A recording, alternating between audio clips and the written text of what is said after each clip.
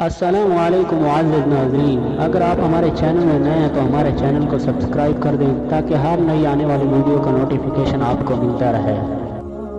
حضرت سہل بن سعدی رضی اللہ تعالیٰ عنہ رسول صلی اللہ علیہ وسلم کا ارشاد نقل کرتے ہیں کہ میں اور یتیم کی کفالت کرنے والا جنت میں اس طرح ہوں گے کہ اور آپ صلی اللہ علیہ وسلم نے اپنی شہادت والی انگلی اور درمیانی انگلی میں ارشاد فرمایا، مراد انتہائی قرب ہے۔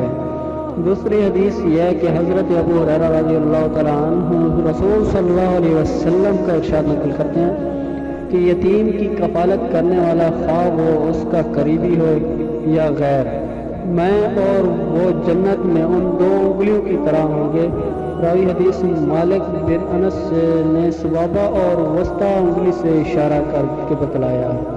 آپ صلی اللہ علیہ وسلم کا ارشاد ہے کہ الیتیم لہ لغیرہ کا مطلب یہ ہے کہ یتیم خواہ اس کا قریبی رشتہ دار ہو یا اجنبی۔